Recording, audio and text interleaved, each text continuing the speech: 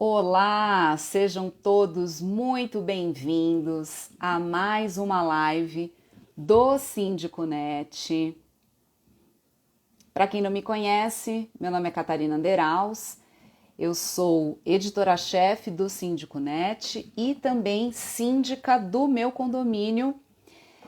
E a live de hoje é um oferecimento da Júpiter, que apresenta excelentes soluções em desentupimento, controle de pragas, higienização de reservatórios de água e impermeabilização. E para você que está nos assistindo, você pode pedir um orçamento sem compromisso e você pode saber mais no link que a gente vai deixar nos nossos stories de hoje ou através da nossa plataforma Cotei Bem. Então o pessoal já está entrando aqui, sejam todos bem-vindos.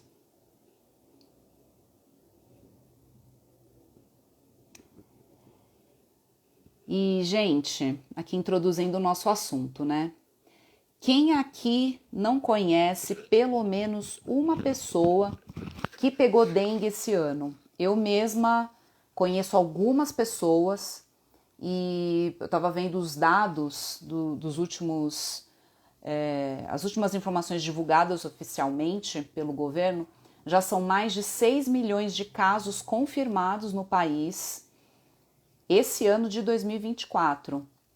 E nós aqui do Síndico Net não poderíamos deixar de abordar esse assunto sobre dengue e controle de pragas nos condomínios, que é um assunto que parece meio básico para os condomínios, afinal é uma coisa que precisa ser feita, essa prevenção, né, todos os anos e constantemente, mas tem sido, a gente precisa dizer porque afeta todos que ocupam os condomínios, desde o morador até os funcionários.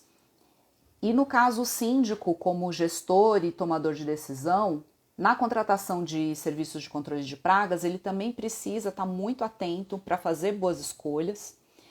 E também os funcionários, porque eles estão ali na linha de frente e eles são fundamentais para as ações preventivas nas áreas comuns do condomínio. E para a gente conversar sobre esse assunto, trazer aí todas as informações a respeito de dengue, sobre o que é efetivo das ações serem feitas, aquilo que não funciona, cuidados na contratação e também para esclarecer as dúvidas de vocês, a gente convidou o biólogo Francisco Andrade, que é conselheiro da Associação dos Controladores de Vetores e Pragas, que é a APRAG. E daqui a pouquinho eu já estou puxando aqui o Francisco para esse nosso bate-papo. E pessoal, algumas orientações aqui só para a gente ficar todo mundo bem alinhadinho e a nossa interação ser bem produtiva. Então, quem tiver perguntas relacionadas exclusivamente ao tema, vocês podem escrever aqui embaixo, tem ali uma caixinha de perguntas, um balãozinho com um ponto de interrogação, tá? Então, vocês podem mandar por ali. Podem também comentar, temos aqui a área de comentários, mas para a organização das perguntas é mais bacana se vocês conseguirem preencher ali no balãozinho, tá bom?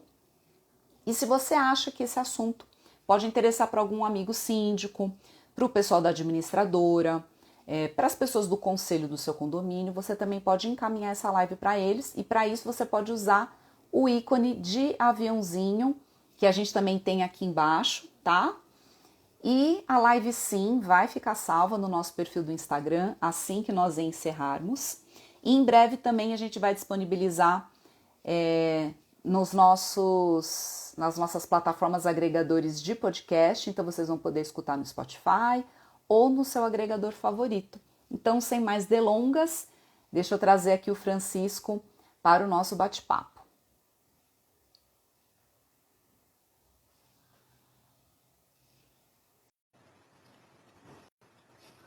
Vou aguardar aqui, estou vendo bastante gente entrando aqui na live. Olá, Boa tarde, Catarina. boa tarde, tudo bem? Tudo e vocês? Tudo jóia. Muito obrigado aí pelo convite. A gente que agradece aqui ter a sua participação, a sua presença. Você que é um super especialista aí no assunto, tenho certeza que vai agregar muito aqui na nossa conversa, no nosso bate-papo. E, Francisco, deixa eu aproveitar para te apresentar melhor, ler aqui o seu currículo para a nossa audiência, para o pessoal que ainda não te conhece, Por embora favor. você seja aí uma figura muito conhecida no mercado. Então, o Francisco Andrade, ele é biólogo, gestor de qualidade, profissional da área de controle de pragas urbanas há 30 anos e conselheiro da APRAG. Então, está aqui devidamente apresentado. Francisco, você quer fazer uma saudação aqui inicial para o pessoal? Muito boa tarde a todos, sejam bem-vindos. Vai ser um prazer a gente conversar um pouco sobre a dengue, sobre os riscos, sobre a Aedes aegypti e as questões que o condomínio pede, né, para que se possa trabalhar essa situação. Sim. E até ontem, quando a gente estava batendo um papo para fazer o alinhamento aqui dos tópicos da live, a gente até tocou nesse assunto de que todo ano a gente fala da dengue. Ela é uma doença que mata, ela tem agravantes, mas a gente fica com aquela sensação que parece que a gente fala tanto do assunto que as pessoas acabam se acostumando e acabam deixando de dar aquela atenção necessária. E aí, você trouxe um psicológico que tem nisso, né, Francisco? Então vamos começar por aí. Vamos sim, né? Primeiro, por que que a dengue todo ano a gente observa que os casos acontecem. Você citou muito bem, né? Particularmente esse ano, já teve aí 6 milhões de casos, né? E, enfim, o que que deu errado, vamos dizer assim, para que pudesse ter essa situação, né, no atual momento? Então, eu posso aí citar pelo menos três fatores, tá? Um dos principais é as mudanças climáticas. Isso é um fato, tá? O aumento da temperatura propiciou a redução do ciclo biológico desse inseto. Maiores temperaturas fazem com que o ciclo seja reduzido, a fêmea ela faz mais posturas de ovos, enfim, vai ter mais indivíduos da população em um determinado ambiente. Esse é um primeiro ponto. Né? O segundo que a gente deve também analisar sempre é que as condições sanitárias não mudaram muito, né? Vamos dizer que pode até ter piorado em alguns locais. Tá? Então, assim, o inseto, né, o Aedes aegypti, como toda a praga urbana, ele necessita de pelo menos 4 As, a gente chama dos fatores 4 As, para que ele possa se desenvolver e sobreviver no ambiente, que são água, alimento, abrigo e acesso. Se a praga urbana, no caso é de Egito, ele tiver esses 4 As no ambiente, ele está ali muito bem adaptado, vai sobreviver e vai dar algum trabalho, né, para as pessoas que moram, trabalham ou transitam naquele ambiente. Né? E um terceiro fator que nós conversamos é um fenômeno psicológico que a gente chama de habituação. O que é isso? É, É é. quando o nosso organismo, né, a nossa mente, ela se habitua com alguma informação importante, relevante, e depois de um certo tempo ela se acostuma a isso. Então, vou te dar um exemplo bem prático. Né? Tivemos aí o desastre no Rio Grande do Sul, né, com os desabrigados, milhares de desabrigados. E eu me lembro que no começo de maio houve muita ação para arrecadar fundos, arrecadar mantimentos, né? Porque a população, milhares de desabrigados assim estavam. Né? Passados um mês, hoje, né, já estamos no final do mês de junho, se fosse feita alguma campanha agora para arrecadação de donativos, de dinheiro, eu acredito que a adesão seja menor, porque o nosso cérebro já se acostumou com essa situação, já não é mais algo tão drástico como foi, né, no começo do desastre, né, que aconteceu lá com os gaúchos. Tá? Então, esse fenômeno é um fenômeno inerente ao ser humano. Tá? todo ano a gente ouve falar de que a dengue, né, é um problema grave, que haverá epidemia, que nós precisamos nos cuidar, né, ter os cuidados do ambiente, mas isso a população ela já não reflete tanto esse cuidado que tem que ser periódico, mas a população já não enfrenta mais como sendo algo que seria emergencial. Já se acostumou, né? Então, é um fenômeno inerente, Catarina, é a habituação, e o que a gente precisa é saber o que fazer para que tenhamos sempre campanha, sempre algo a apresentar, né, para os condôminos, para os moradores, de que isso sim é uma doença grave, pode levar a agravos de saúde, né, consideráveis, mas as pessoas elas não dão a devida importância. É isso. E comentando ainda um pouco mais sobre esses números assustadores que a gente tem visto aqui sendo noticiados e divulgados pelo próprio governo, além desses 6 milhões de casos confirmados, são 4.000 mortes confirmadas. E é um número que é quase 4 vezes mais que o mesmo período de 2023. Exato. E aí você falou um pouco sobre os motivos, né? Por que explodiu esse ano? Qual foi o fenômeno? E aí você falou das mudanças climáticas, e acho que você podia até comentar um pouquinho mais essa questão da temperatura. A gente está aí no inverno, mas está calor aqui em São Paulo, por exemplo, Sim, né? sim. Nível de chuva. Aí você pode aprofundar um pouquinho mais disso e o que isso tem a ver com os condomínios? Claro, claro. Ah, a fêmea do Aedes aegypti, ela precisa fazer a deposição dos ovos em vários lugares. Tá? Então, a gente parte dessa premissa de que, ao contrário, por exemplo, do pernilongo, né, que a fêmea ela faz a postura somente em um lugar, vários ovos ali agrupados, né?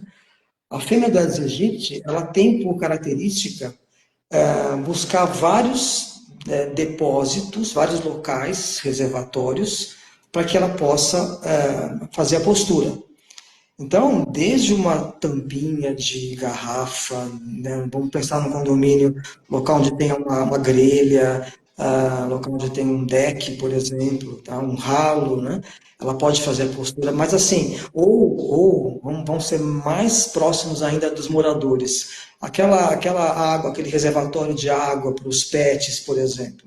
Né? Ali, ela pode fazer a deposição dos ovos na borda do reservatório, ou então na borda daquele reservatóriozinho do vaso de plantas, né, da moradora, por exemplo. Ela faz a deposição dos ovos nessas paredes, e aí mas não no filme d'água, tá? Sempre um pouquinho acima. E quando Tá. a água chegar até esse nível, aí é o momento da eclosão dos ovos, e aí as larvas se desenvolvem, né? Tem depois a fase de pupa, quando ela se transforma em pupa, e depois vira o adulto, tá? Uhum. Então, o que acontece? Como eu já havia falado, com o aumento da temperatura, e tivemos aí alguns casos no começo do ano de chuvas, né, que propiciaram a eclosão desses ovos, né, isso foi piorado, vamos dizer assim, com a temperatura elevada, que fez com que o ciclo de vida fosse mais rápido. Só uma constatação. Da fase de ovo até a fase do adulto, mais ou menos, dura em média de uns 14, 15 dias, mais ou menos, tá? O adulto vai durar aí por volta de 30 a 40 dias, médias. Com Uhum. temperaturas elevadas, na faixa dos 30 graus, por exemplo, do ovo até a fase adulta vai uma semana. Então você já tem um incremento, né, na velocidade desse ciclo e aliado às condições que eu falei, a fêmea ela vai colocar os ovos em vários reservatórios distintos, tá? Então, no momento que esses reservatórios, a água atinge o local, o nível onde os ovos estão depositados, aí pronto, começa a haver a eclosão, né? A temperatura vai ajudar, Por isso que a gente tem os casos muito acelerados no começo do ano, verão, por exemplo, onde as temperaturas elevadas e ainda chove com alguma frequência, né? O que acontece hoje? Inverno. Nós estamos no inverno, lá fora deve estar uns 25 graus, acredito eu, né? É. Inverno. Tá, as condições pluviométricas ainda não são suficientes, mas no momento que mantivermos essas condições de temperatura e começar a chover, aí pode ser que tenha um incremento de casos aí, né, da população ela aumentar em função dessas condições, tá? Tá certo. E aí, um outro fator que a gente também comentou Sim, é o crescimento desordenado das cidades, a falta de saneamento básico e o fato de que as pessoas não fazem o que elas deveriam fazer. E o que dá para a gente fazer em relação a isso, a esse cenário que é existente? é excelente abordagem, Catarina. Ah, não é segredo para ninguém, né, que as medidas preventivas, corretivas, seria reduzir os locais onde tenha reservatórios, né? Isso, dados, né, da Prefeitura de São Paulo, alerta que cerca de 80% dos reservatórios estão dentro das residências, dentro dos condomínios, tá? 80%. Então, nós vamos cobrar o poder público? Sim, vamos, é nosso dever. Mas e as pessoas, os moradores de condomínios, né, que residem ali, estão tendo o cuidado necessário? As pessoas falam, sim, eu sei que os reservatórios têm que ser esvaziados, tá? Mas um exemplo, eu falei do reservatório da água para o cachorro, tá? Não basta você chegar, não, eu troco a água todo dia, né? Então, a água ali, ela não está muito tempo empoçada naquele pratinho do cachorro, né? Não, mas não é só lavar, não é só tirar a água. Você tem que passar uma bucha no reservatório para retirar eventuais ovos que estejam ali presentes. Tá? Ah, o pratinho lá do vaso de plantas, né? Eu troco a água todo dia. Não, não é só trocar. Passe uma esponja em volta desse reservatório, de modo a retirar possíveis ovos que estejam ali aderidos, tá? Então, é Uhum. essa situação que deve ser trabalhada, né? Vamos olhar, né, ter um olhar clínico para as questões que podem envolver os locais onde a família pode ter a postura dos ovos, tá? Tá certo. Agora, essa questão da habituação é um super desafio.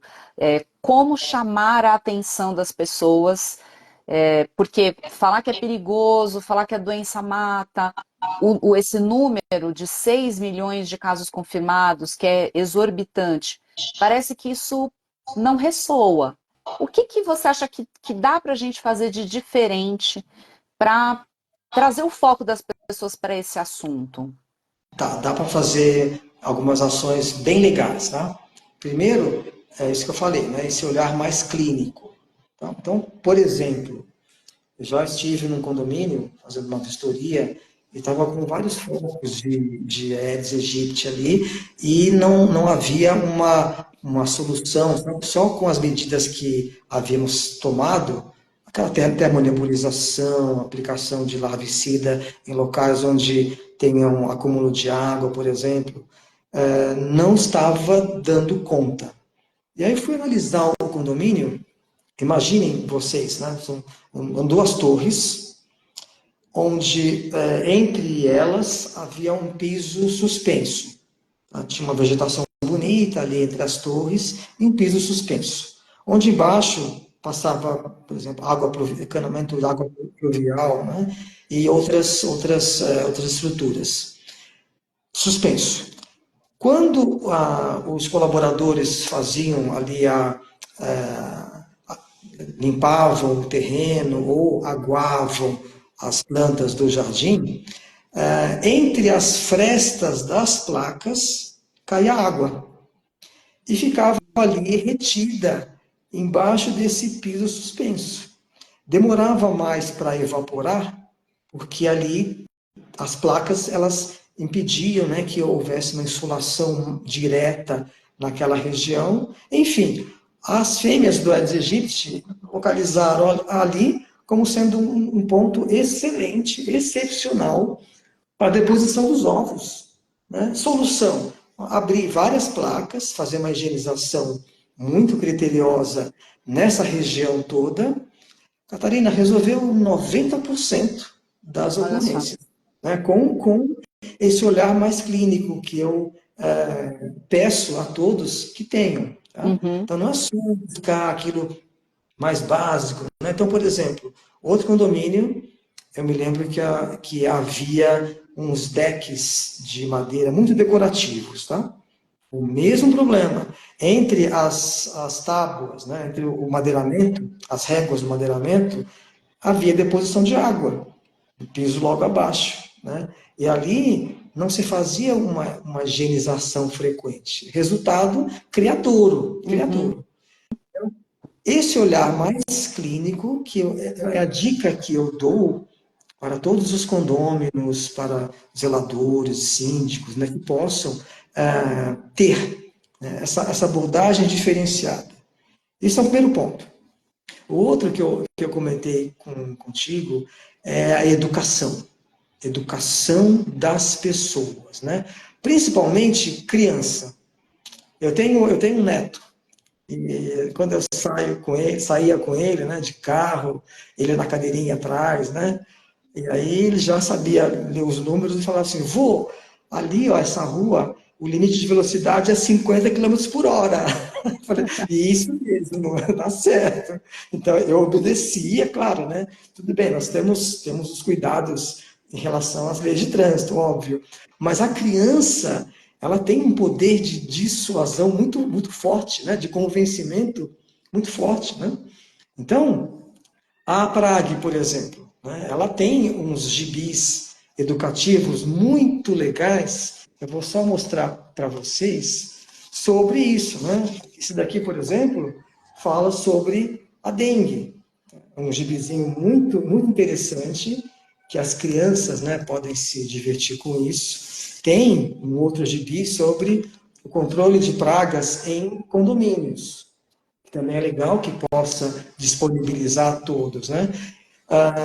Os condomínios, né, a maioria deles, tem, por exemplo, aquelas telas digitais que podem ser Sim. utilizadas para material informativo. Todo condomínio hoje, acredito eu, tem um grupo de WhatsApp e ali você pode, né, colocar, anexar algum material informativo muito, muito bom. Eu vi um excelente, Catarina, excelente, sobre controle de escorpiões.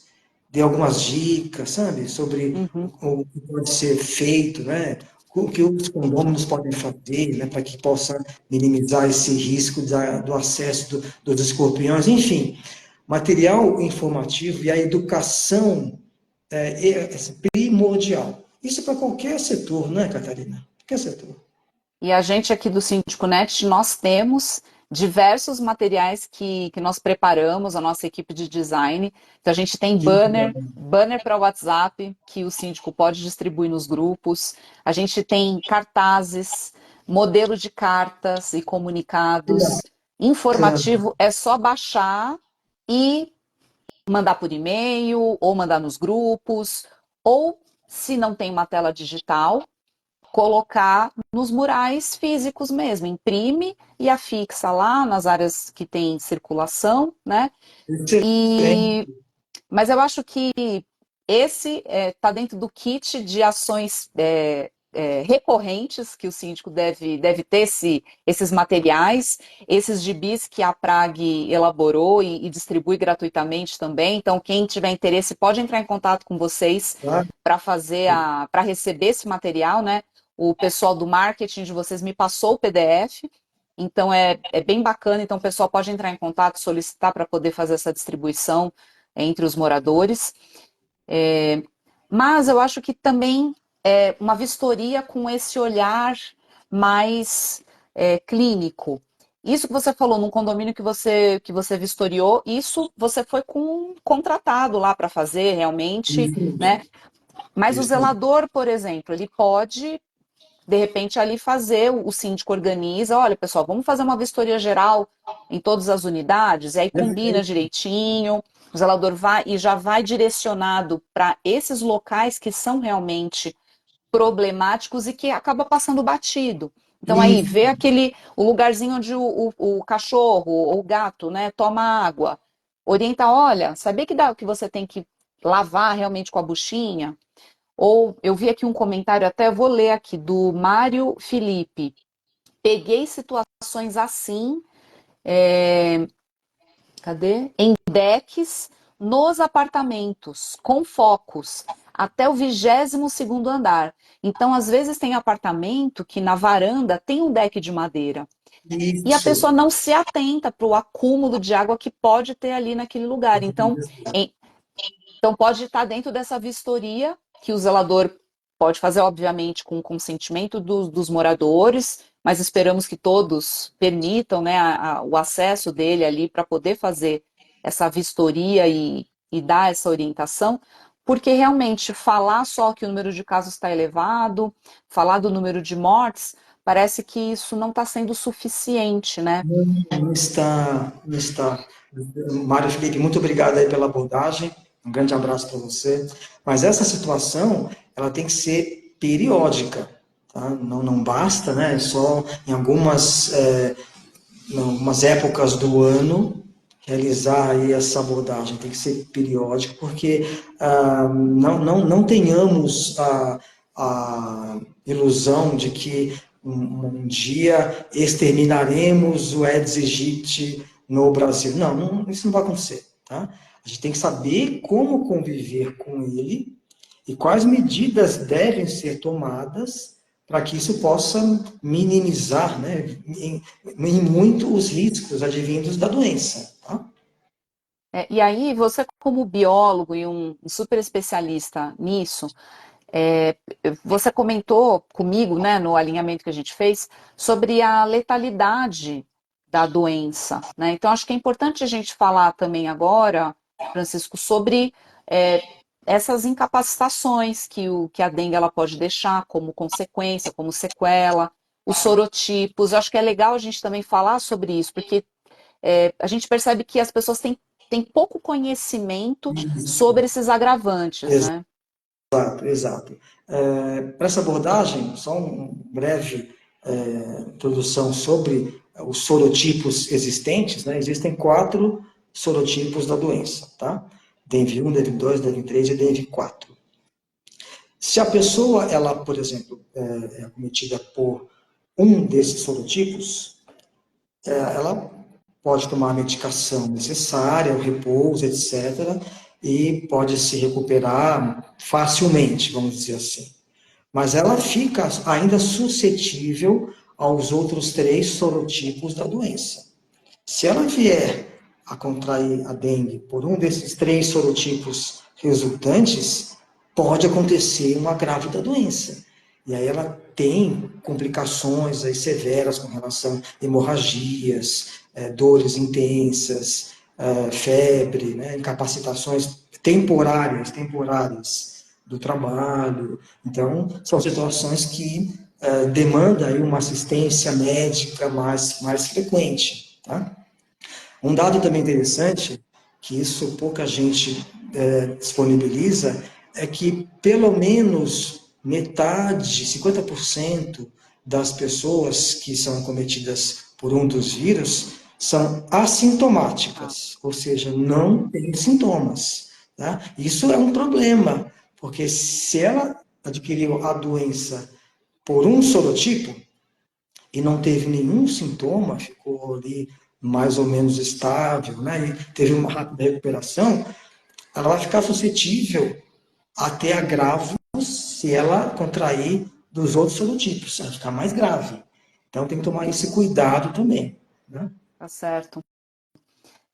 E até teve um outro comentário aqui da Lucy, Biologia, ela falando sobre a importância da comunicação com o cliente, que visa exatamente essa orientação e a participação do cliente é fundamental, né? Chamamos de assistência compartilhada, Porque é isso mesmo, não adianta só o condomínio contratar, aí vai a empresa, né, executa o serviço, faz lá todo o controle de pragas, né, desinsetização, desratização, controle de escorpiões, formigas e tudo mais, mas aí o cliente, no caso o condomínio, ou até os moradores, quando se contrata para dentro das unidades também, não faz a sua parte. Então tem que Perfeito. ter esse lado também essa parceria a ser efetiva, né? Dos dois lados ali comprometidos com a solução.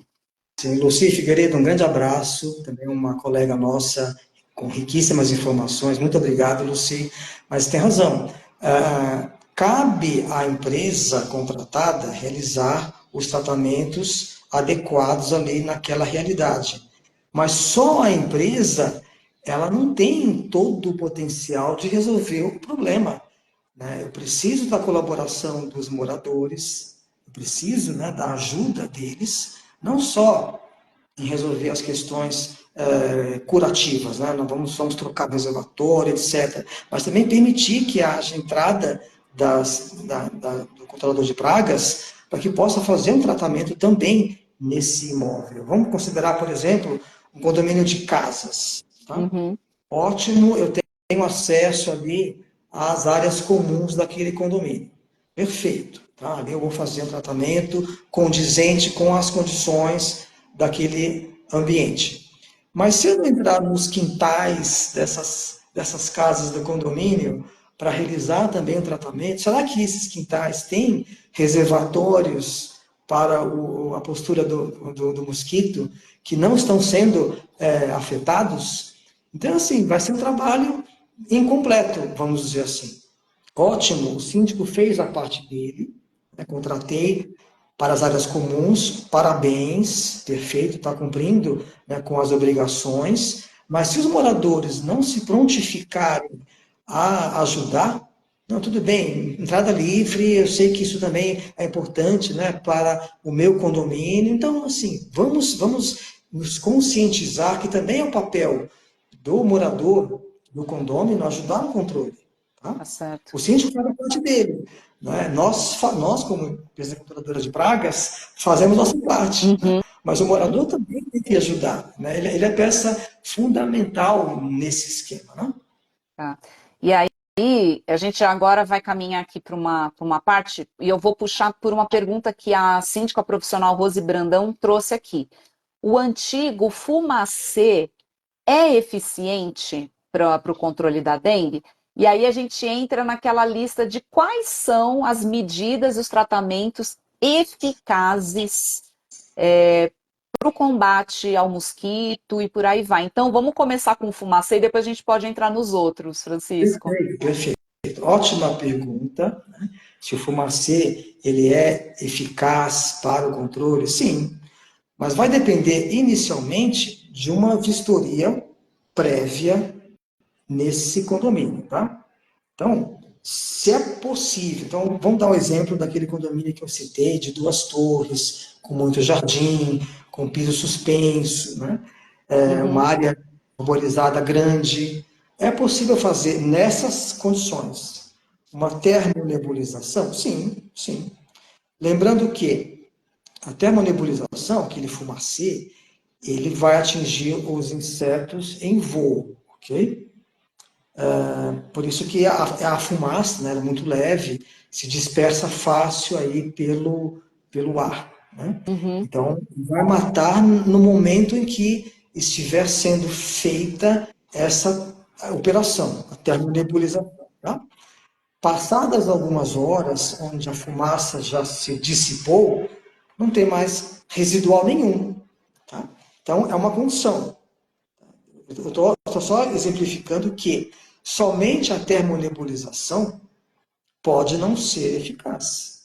Você pode trabalhar também com outras abordagens, tá? Tá. Se o prédio, por exemplo, tiver uma área comum muito pequena, é quase geminado com os outros prédios.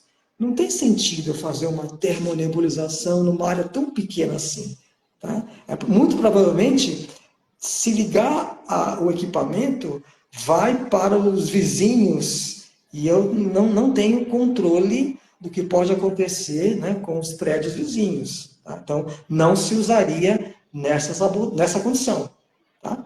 Tem que fazer primeiro uma vistoria, entender a necessidade ambiental daquele, daquele prédio ou daquele condomínio de casas, e aí fazer algumas propostas. Né? Então, exemplo, eu citei, né, que o ciclo de vida envolve ovo, larva, pupa e adulto. Até uma nebulização, eu vou insistir no controle de uma forma só, que é a adulta. Uhum. Eu posso fazer um controle, por exemplo, das larvas, aplicar larvicidas nos locais onde possa haver aí um acúmulo de água. Grelhas, esses pisos suspensos que eu citei, decks, são locais onde pode haver acúmulo e é necessário que se faça aí uma aplicação desse larvicida. Ok? Então, são duas abordagens. Você pode fazer um monitoramento, por exemplo, através de armadilhas que capturam os adultos. Tem os atrativos ali que fazem a captura dos adultos. Você faz um monitoramento disso, para saber como é que está a incidência, né? Se no decorrer do tempo vai diminuindo ou aumentando e quais ações eu devo tomar. Tá? Existem também situações, por exemplo, onde tem empresas que fazem a liberação de machos transgênicos, ou machos irradiados, que são estéreis, ou que contenham alguma proteína no genoma modificado, que ela torna os ovos inviáveis, ou através da presença de uma bactéria, Wolbachia, né, que pode fazer com que o adulto não seja tão suscetível assim a transmitir o vírus, por exemplo. Tá? São abordagens que estão aí no mercado, que funcionam muito bem, mas eu insisto, né? Vai depender das condições do condomínio. O que eu vou encontrar ali para que eu possa estabelecer a melhor estratégia e em que situações e em que condições eu posso encontrar. Tá? E aí é bem importante também essa questão da ação conjunta. Então, às vezes é um condomínio, vai, que é uma torre só. Vai fazer um fumacê ali, às vezes o espaço é tão pequeno, né? Então, vai pegar alguns metros quadrados só, mas aí tem Isso, as casas vizinhas, os outros prédios vizinhos. Então, isso, nesse ponto, para ser mais eficaz, teria que ser uma ação conjunta ali de um quarteirão, né? Ou às vezes de uma rua inteira, e que daí entra o poder público, ou também pode entrar uma questão de mobilização da vizinhança, né? Todos ali se unirem e fazerem perfeito. ali uma ação para atingir todos os condomínios e todas as casas que estão ali naquela região, né? Perfeito. Só um lembrete. Eu, como biólogo, vou puxar a sardinha para os biólogos aqui. Assim, a gente tem que avaliar também, quando se faz uma abordagem aí com termonebulização ou uma nebulização, tomar os cuidados para não atingir insetos não alvo. Abelhas, por exemplo, borboletas, né, que tem ali a sua importância ecológica essencial naquele ambiente. Né? Então, não pode ser algo indistinto, né? Fazer uma aplicação que vai matar tudo. Não, não, vamos ter esse cuidado, né? Porque a abordagem ela é importante nesse sentido, sim, é importante que nós tenhamos essa visão de que esses insetos, né, o Aedes aegypti tem que ser controlado.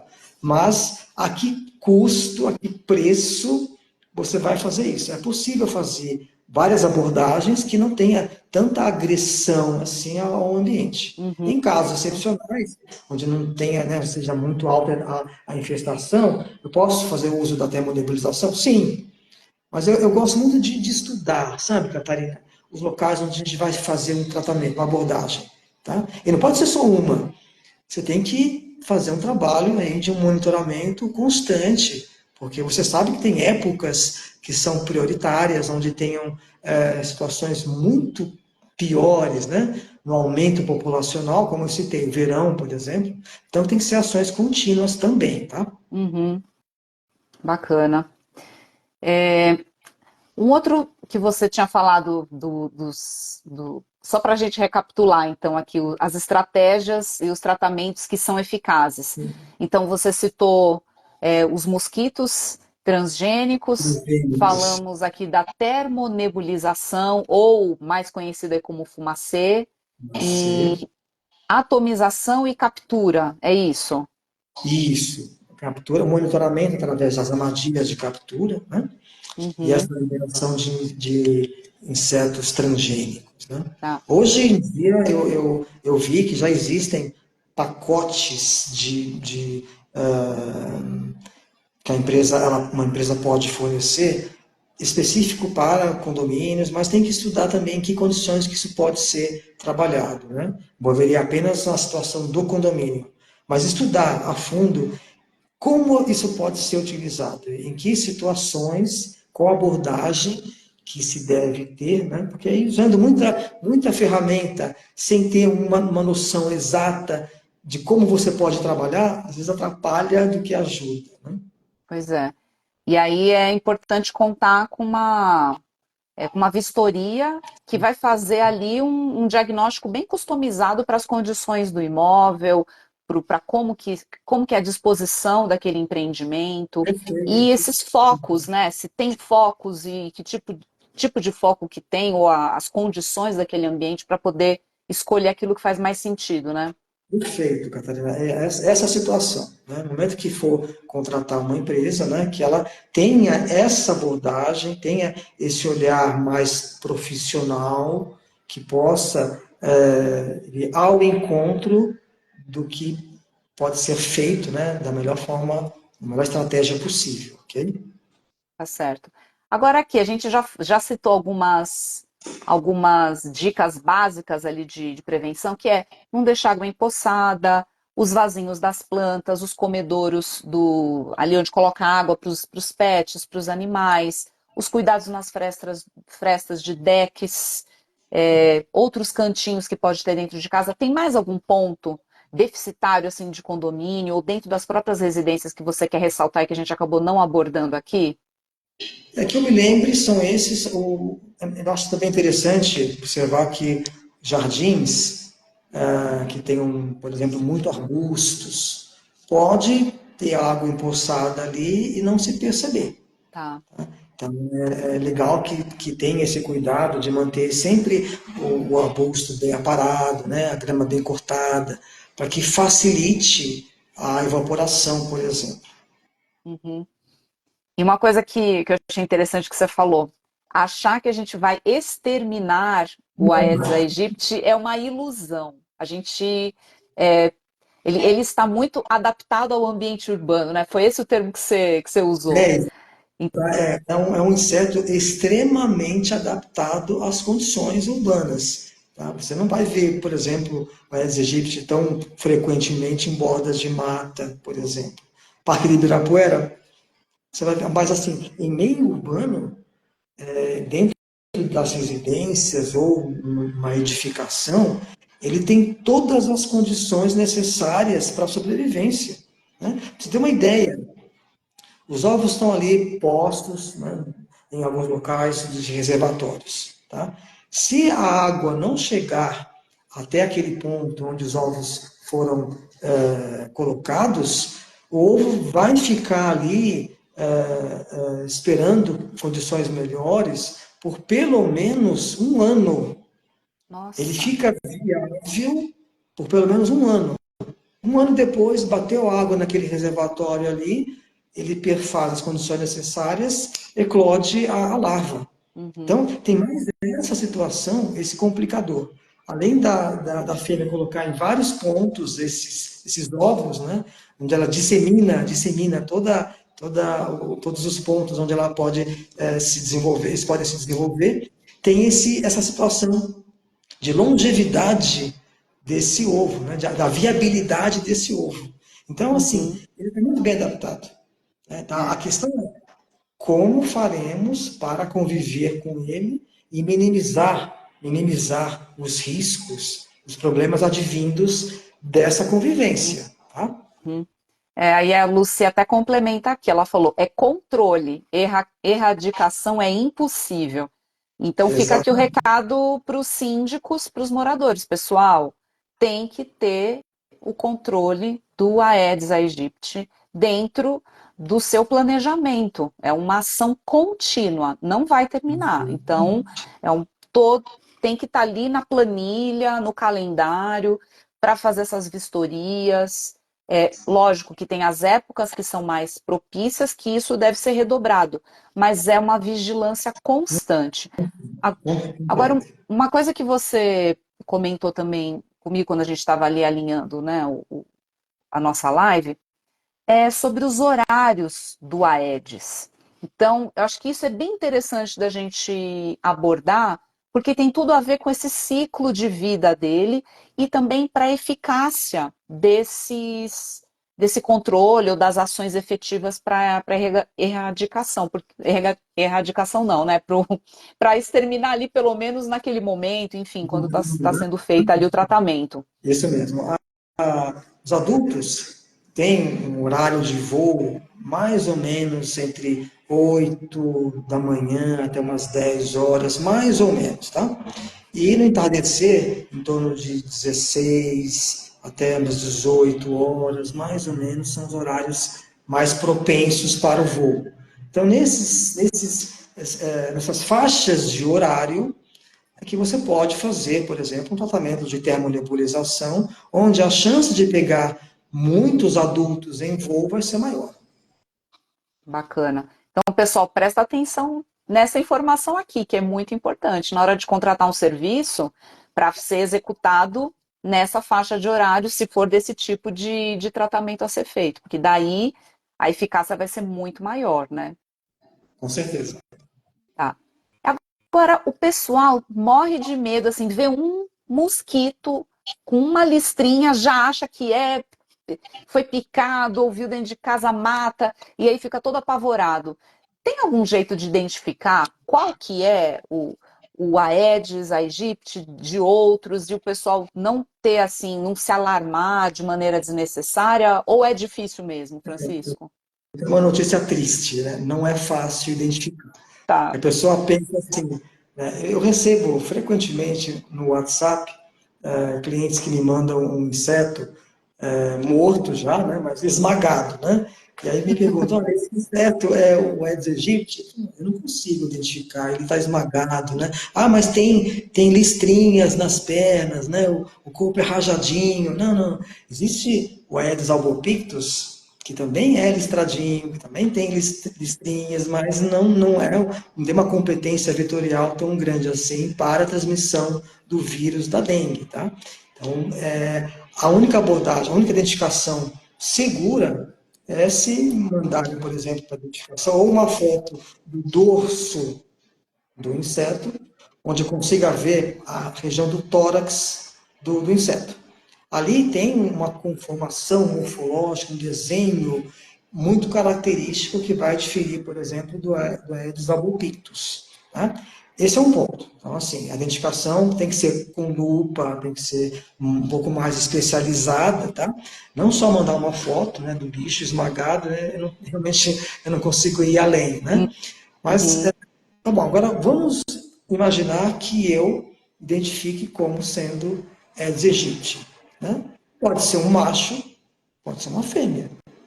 O macho tem antenas mais plumosas, né? Tem alguma diferenciação morfológica, tá? Sendo fêmea, né? Nem todas as fêmeas têm o vírus inoculado, vírus dentro do organismo dela, né? Uhum. Mais ou menos 50% das fêmeas ainda não tem o vírus no interior do seu organismo, tá? Então, tem que ter também alguns cuidados referentes a isso, tá? A Tá identificação não é certo. fácil, infelizmente. Agora, outras medidas que os moradores podem ter dentro de casa, né? É usar repelente.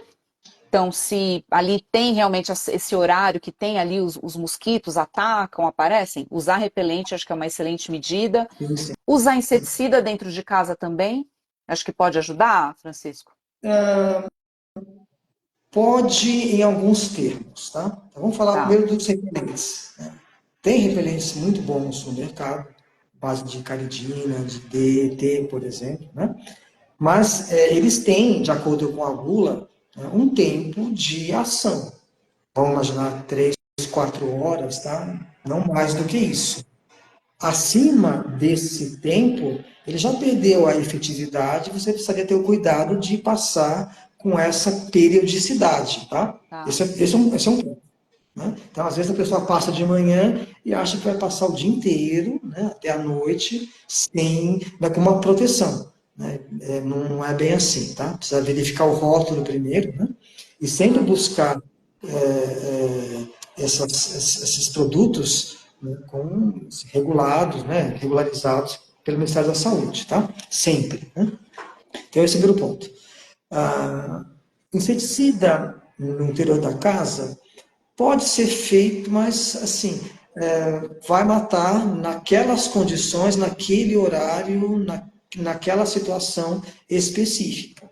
Tá? Ah, mas eu tenho um filho que é muito alérgico, não pode tomar, né, a picada, etc. Então, tem medidas excelentes para que isso possa minimizar. Colocação de telas, por exemplo, tá? Uhum. Nas janelas. Ajuda e muito, né, na redução, né, dessas ocorrências. Tá? Eu preferiria agir dessa forma do que passar ou colocar um inseticida, né, de forma indistinta, né, no local, ali no ambiente, para que você tenha, né, vai matar aquilo que está naquele momento. A janela continua aberta, né, por um bom período de tempo, vai entrar. Né? Uhum. Então, você tem que ter esse cuidado. Tá? Tá. A gente acabou não citando aqui, mas também tem a vacina, a gente não pode deixar de falar que a vacina Perfeito. chegou, ainda não está disponível para todo mundo. Aí, Francisco, você tem alguma informação aqui para comentar sobre a vacina? São aí 3 vacinas não, 2 vacinas que já estão, né, no mercado. A Dengue Vaxa, uma vacina francesa, que ela é baseada no vírus atenuado da malária, né, e tem lá um código, né, algumas informações, né, partes do código genético de cada sorotipo. Tá? Ah, Cada 3 meses você tem que fazer aí, tomar uma dose, e depois de 3 meses vai tomar a segunda dose. Tem aí uma eficácia em torno de 80%, 70%, mais ou menos, tá? Que já é excelente, que já é excelente. Né? uhum. Não existe vacina, né, para qualquer doença que tenha uma eficácia de 100%, não existe. Né? Tem também a japonesa, né, a Kedenga, que é a base do vírus, da capa do vírus atenuado, que também tem, né, um pedaço do genoma dos 4 sorotipos, que também tem mais ou menos o mesmo efeito. A Tá, eficácia gira em torno de 80%, mais ou menos, tá? tá certo. E tem a do Butantan também está em fase aí de testes, né, de pesquisa, que junta os vírus atenuados dos 4 sorotipos ao mesmo tempo. Indica aí uma diferenciação na resposta imunológica, também será muito boa, tá? Mas assim, perto do que a gente teve 2 anos atrás, por exemplo, né, tem um futuro promissor. Nós temos já essa situação que logo, logo vai se abrir para as demais faixas etárias, né, da Uhum, população. tá certo. Vamos aguardar ansiosamente aí por essa vacina para distribuição em massa, realmente. Com certeza. E entrou aqui uma outra dúvida, quem trouxe foi o Rafael R. Sim. Cássias, que eu acho que a gente já respondeu aqui, você já respondeu parcialmente. Qualquer Aedes transmite a dengue ou ele tem que picar alguém doente? Como que funciona essa questão do contágio? Rafael, boa pergunta. Tá? Normalmente a fêmea, vamos imaginar que ela não tenha o vírus, tá? Então ela vai picar. Só um parênteses, por que só a fêmea pica? Porque ela precisa do sangue, do repasto sanguíneo, para a maturação dos ovos, tá? Então só as fêmeas vão picar. Então, se ela picar alguém doente com o vírus, né, que está circulando nos vasos sanguíneos, nos capilares ali, ela tem esse repasto, ela acaba adquirindo esse vírus dentro do organismo dela. e aí ela vai contaminando outras pessoas. Essa é a abordagem clássica, tá? Tá. O que acontece, né, já tem estudos que existe uma transmissão transovariana, ou seja, a fêmea, na postura dos ovos, ela já transmite esse vírus para os ovos.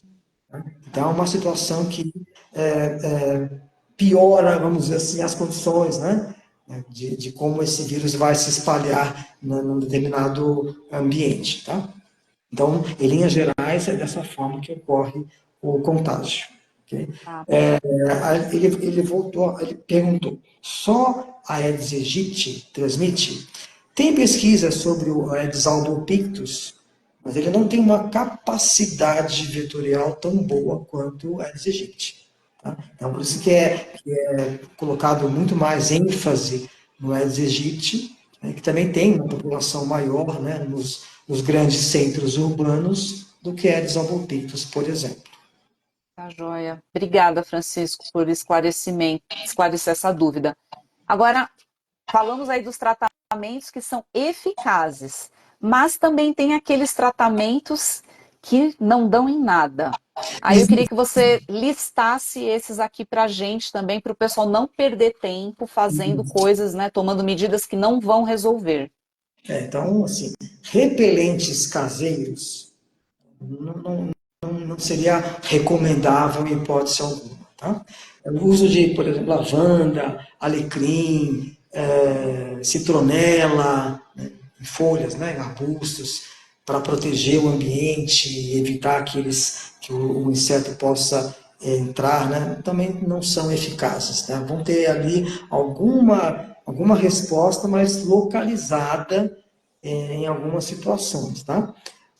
Borra de café, se colocar no vasinho das plantas, vai matar, né, os ovos ou as larvas. Tudo isso que eu falei para você são medidas que não têm uma comprovação científica. Tá. Para que possamos colocar, né, uma medida como eficaz, tem que ter testes científicos, tem que ter comprovação, né, tem que ter abordagem em campo, clínica, para que possa ter um registro de algum Ministério da Saúde, por exemplo, né, de que aquele repelente ou aquela planta vai ser eficaz para o Aedes aegypti, né, para combater, por exemplo, esse mosquito, tá? Uhum, tá certo. Pessoal, então a gente vê assim que tem o que funciona, o que não funciona, e o que funciona precisa ver se ele se aplica às condições do Exato. seu condomínio, às casas, enfim, dentro das unidades. É uma ação contínua que Exato. todo mundo precisa ter esse comprometimento de fazer a sua parte para que o controle possa ser feito. Devemos também cobrar ação contínua do poder público. Então, os bairros, as ruas, às vezes tem uma casa abandonada, uma casa que está para alugar, para vender, que está lá meio, né, sem ninguém fazer uma supervisão, sem ter ali uma limpeza do terreno. É importante entrar em contato com a imobiliária ou fazer ali um registro na subprefeitura, né, telefonar lá para a subprefeitura, ou enfim, para o telefone da cidade ali que cuida dessa parte de zeladoria pública, para irem até o local para fazer ali alguma ação, né, Francisco? Acho que esse tipo de atitude é bem importante das pessoas fazerem, delas também serem agentes, né? Você parte do pressuposto, perfeito, Catarina, que somos cidadãos. E como tal, né, como tais, devemos exigir do poder público as ações. Né? A minha parte eu estou fazendo. Então, eu estou verificando todos esses pontos, né, de criadouros, tenho esse cuidado. Contrato uma empresa legalizada, registrada, etc. Né? Mas eu também tenho que exigir. Né? Nós pagamos os nossos impostos, né, devidamente, mas também temos que cobrar. Tá? Uhum. Uma ação que cada um de nós deve ter em mente, né? Isso em qualquer situação, tá? Como cidadãos, nós temos que exigir nossos direitos. Isso é ponto pacífico. Mas a abordagem para esse caso específico né, da epidemia de dengue tem que vir de todos, né? O síndico faz a parte dele, o condomínio, né, está fazendo a parte dele, os moradores estão fazendo a parte que lhes cabem, mas também o poder público tem que também trabalhar. E Uhum. aí, nós, em conjunto, podemos aí reforçar, né, esse dever do poder público, ok? É. E aí você introduziu aqui um assunto e quem aqui está nos acompanhando, o R. Zilo 76, ele também completou, e aí eu quero que você fale um pouco mais sobre isso, inclusive porque você é um conselheiro da Prag e tem toda a autoridade para falar sobre esse assunto, né? Somente contratar empresas especializadas e licenciadas para o controle de pragas. É esse o recado que o Zilo trouxe aqui para a gente. E aí eu queria que você falasse um pouco mais sobre os critérios que devem ser seguidos pelos condomínios e pelos síndicos para fazer a contratação da empresa que vai fazer esse tipo de serviço, seja para controle de Aedes aegypti, seja para outros serviços de controle de pragas que todo condomínio precisa fazer. Então fala um pouquinho, Francisco. Perfeito. Zilo também faz parte da direção da Prag. Grande abraço, Zilo. Perfeita colocação, né? E é essencial que o síndico tenha noção, né, tenha ideia de requisitos mínimos, básicos para a contratação. Né? Uhum. A Prag até lançou, né, um folheto explicativo sobre isso. Tá. Quais os critérios que tenham que ter que um síndico precisa para a contratação. Então, tem alguns que são básicos. Primeiro, a licença de funcionamento da empresa, básico. O alvará de funcionamento da empresa, básico. Tá? O termo de responsabilidade técnica do responsável técnico da empresa. Né? Junto também, a empresa tem que ter um registro no Conselho Regional, o qual o responsável técnico ele responde. Então, por Tá. exemplo, eu sou biólogo, então eu tenho que ter um registro no Conselho Regional de Biologia, e a minha empresa, a Smart Control Tecnomad, tem que ter um registro no Conselho Regional de Biologia, atestando que eu sou o responsável técnico. Uhum. Então, assim, esses documentos são básicos, todo síndico deve exigir de uma empresa, né, que venha a contratar. Eu também eu coloco fundamental que a empresa ela tenha um registro ou na APRAG ou em alguma associação de classe. Por quê? A minha empresa tem um registro, né, na APRAG e a APRAG é muito exigente. Então, para que eu tivesse esse registro, a APRAG já me exigiu uma documentação muito mais detalhada. Tá? Então, se a empresa ela apresenta, né, um registro, por exemplo, na APRAG, o síndico já pode ter uma confiança, uma tranquilidade maior, além dos documentos que eu citei. Tá? Mas tendo o registro na APRAG ou numa associação de classe, vai te dar uma segurança muito maior. Excelente. E aí eu vou até ler aqui um comentário que a pessoa que entrou com o perfil assembleia.clique. Aí entra a lenda urbana. Os condôminos querem o mais barato e não o melhor. O síndico é quem administra o condomínio e não deve ficar nas mais ou no bolso dos condôminos. Então acho que é bem por aí mesmo. Não é só questão de preço, é Não, também verificar se segue todos os critérios, os registros da empresa, nos órgãos ali competentes, a associação de classe como a Prag, que está aqui com a gente nesse bate-papo. Então, essa atenção é super importante, porque é isso que vai assegurar que o serviço vai ser feito com qualidade e isso. com um responsável técnico que responde pelo serviço que vai ser aplicado. Exatamente. Se houver algum problema, por exemplo, né, no condomínio que a minha empresa presta serviços, eu sou o responsável técnico. Está ali, né, Uhum. o meu TRT, está ali a minha documentação. Então, o que os moradores ou o que o síndico solicitar, eu quero a ficha técnica de um certo produto. Eu quero a ficha de segurança daquele produto. Né? Eu tenho uma pessoa alérgica, quais recomendações você poderia me passar? Né? O que vocês vão utilizar no meu condomínio? O responsável técnico, ele é obrigado a orientar o cliente com relação a essas questões. Tá? Por isso que é importante que tenha esse responsável técnico devidamente registrado, devidamente capacitado. Tá? Os seus operadores, eles são capacitados em controle de pragas? Você tem um registro, né, desses treinamentos? A Praga oferece vários cursos de capacitação de operadores, mas vários cursos. Né? Uhum, Então, é um adicional. Tá? Se sim. puder mostrar, né, se esses operadores eles têm essa capacitação toda, tanto melhor. Tá? Uhum, Então, o que é importante? Tudo isso que eu falei para você vai incidir num custo, Catarina. Né? Ah, mas a outra empresa está cobrando metade do preço. Então, tome cuidado, né, é, com isso. Será que toda a documentação que eu listei aqui, a outra empresa que está cobrando metade, ela consegue fornecer, consegue prover para o síndico? uhum, Então, tome cuidado. Né? é, Referência. Hoje, né, qualquer um pede referências, né, de clientes. Eu também sou consumidor, eu também sou cliente. Né? E quando vou contratar algum serviço para minha residência, eu peço referências. Tá? é É assim isso. que a abordagem funciona dessa forma. Tá? É. E teve um outro comentário aqui que tem tudo a ver com o que a gente está conversando, né? Muitos trabalham com produtos químicos sem responsabilidade com manuseio.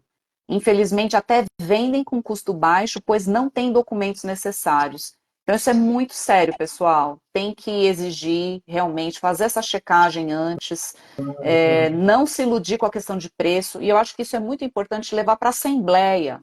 Então, síndico, você pode ir lá fazer sua cotação, né? A gente aqui do Síndico Net temos a plataforma Cotei Bem, onde nós temos empresas que são realmente, que têm documentação ali de abertura de empresa, tudo certinho, mas aí você faz lá a sua cotação, você leva isso para a Assembleia, mostra para o pessoal, olha o escopo das propostas, né? Olha aqui, tem o responsável técnico aqui, tem esse número, vamos fazer essa checagem?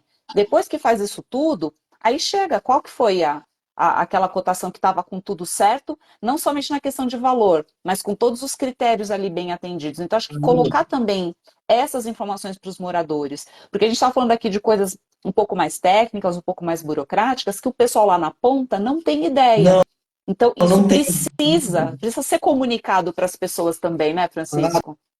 Claro, toda essa abordagem que eu citei aqui, né, assim, nós estamos fazendo um trabalho que pode incidir em alguma intoxicação, né, de crianças ou animais domésticos, então todo cuidado é pouco. Né? Tudo que nós listamos aqui nesse bate-papo, né, assim, cuidado, né, cuidado com o preço, cuidado com as condições, o que a empresa está oferecendo para vocês? Né? Será que condiz com o que o ambiente apresenta?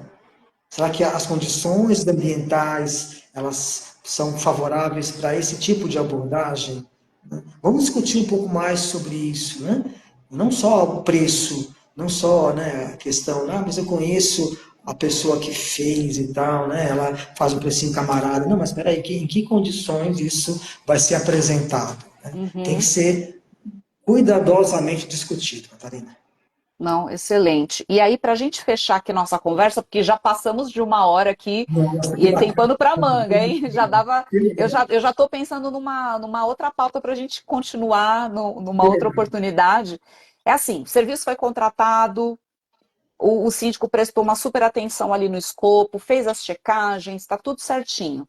Vai acontecer, o serviço vai ser executado.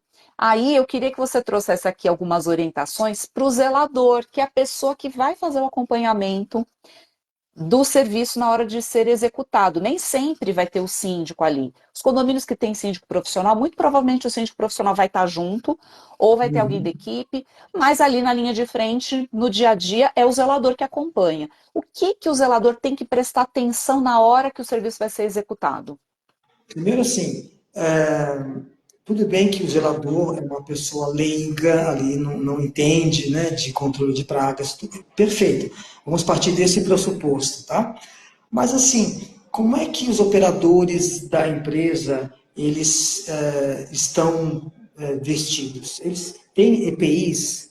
Tá, eu não conheço os EPIs adequados, tá? Mas uma máscara, uma luva, né, material de proteção, será que eles têm esse cuidado, né?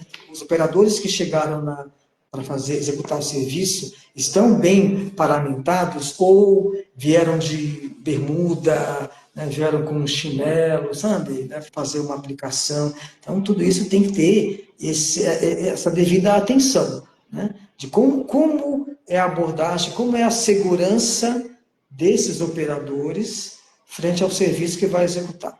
Né? Uhum. Isso, né, eu acho que o bom senso vai nos guiar, né?